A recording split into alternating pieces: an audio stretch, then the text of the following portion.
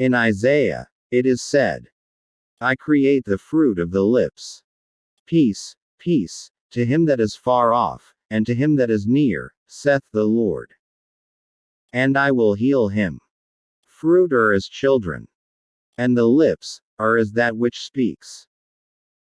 The fruit of the lips, or peace, peace, unto him that is far and near, is also as speaking in the earth, as it is spoken in heaven. And Christ is the peace between the two. Lips are also as what comes together in the union of the Word and his bride. And I, John, saw the holy city, New Jerusalem, coming down from God out of heaven, prepared as a bride, adorned for her husband. The lips come together, and open again, as something shooting forth heavenly fruits from the branch, which is as the tongue speaking, within the mouth of truth. Jerusalem is meaning to shoot forth peace, or to bear fruit in this righteous branch. He that is called the righteous branch is Christ, the Word of God. And fruits of righteousness spring up through the truth, for it is in the truth that his peace has been sown. It is said, mercy and truth are met together. Righteousness and peace have kissed each other. Truth shall spring out of the earth, and righteousness shall look down from heaven. Yea, the Lord shall give that which is good, and our land shall yield her increase. Righteousness shall go before him, and shall set us in the way of his steps. And the fruit of righteousness is sown in peace, of them that make peace. It is said, these are the things that ye shall do. Speak ye every man the truth to his neighbor. Execute the judgment of truth, and peace, in your gates. It is said, where no wood is, there the fire goeth out. So where there is no talebearer, the strife ceaseth. Pontius Pilate asked what is truth. To the man, whose answer, without a word, was the cross, and the resurrection. And by this only did he answer him, and without an additional word did he speak unto him. It is a matter of laying down, and readily being set upright. It is as let your women, or flesh of my flesh, keep silent, and let the prophets prophesy. And again, the Lord is in his holy temple, let all the earth keep silence before him. And it is said, if any man speak, for Adam was made a living soul, let him speak as the oracles of God. For last Adam is become a quickening spirit. In the last days, saith God, I will pour out of my spirit upon all flesh, and your sons and your daughters shall prophesy. For then will I turn to the people a pure language, that they may all call upon the name of the Lord, to serve him with one consent.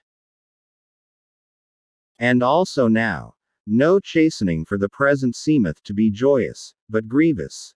Nevertheless, afterward it yieldeth the peaceable fruit of righteousness, unto them which are exercised thereby. Wherefore, lift up the hands which hang down, and the feeble knees. This can also be understood as saying, lift up, grasp, the word that is risen, and stand upright, being born of his Spirit. For children were at times born upon the knees of those whom would inherit them. By this same word shall one be translated from one kingdom unto another which is greater. The word that was made flesh, and is risen, that the flesh may put on the word that is risen. He is the peace between them both. He raises the dead. He causes what was born upside down, carnally, to rise, spiritually, through his upright tree. And for this, there must needs be a change in direction. It was said about his disciples, these that have turned the world upside down, are come hither also.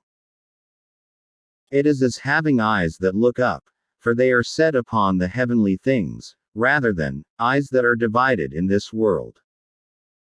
It is as the work of Christ, the risen Word of God, at the right hand of the Father. Not the works and words of men. It is as the shoe latchet of Christ loosed. It is as our feet shod with this heavenly message that has become our peace. Even that which overcomes the mountains, or exalting of the earthly message. It is said, if a man be clean, only his feet need washed. And as we have borne the image of the earthy, we shall also bear the image of the heavenly. The message must now be in the heavenly conversation. This is why Christ spoke to us in parables. To draw us through the veil of the things that are below, unto him that is above. In him, the little children, or the humbled ones, have their praise. Their praise is also called their strength. It is as the lifting up of their head, out of the earthly plantings. Praise is as the lifting up, in the heavenly word. And again, it is said, to appoint unto them that mourn in Zion, to give unto them beauty for ashes, the oil of joy for mourning. Mourning was also displayed by rolling in the dust or earth. It is also as when we couldn't rise up from what is carnal. And also to give them the garment of praise, for the spirit of heaviness. Heaviness is also as this burden we carried in Adam, even the knowledge apart from life, and the sin thereof. Give them rather a garment of praise. Praise is as the picture of the lifting up of the heavenly word. That they might be called trees of righteousness, the planting of the Lord, that he might be glorified. In Song of Solomon, there is strong imagery of the word, his bride, and their garden. Peace, peace, or shalom, is even seen in the names Solomon and the Shulamite. In the beginning, God planted a garden, in the east of Eden, and the woman was Adam's helpmeet to tend it. With their eyes of flesh opened, our carnal sight, and carnal knowledge, they could not tend to what must be spiritually seen, and prepared as food. It is through last Adam, that has become a quickening spirit, that this thing is at last fulfilled. It is said, thou that dwellest in the gardens, the companions, hearken to thy voice, cause me to hear it.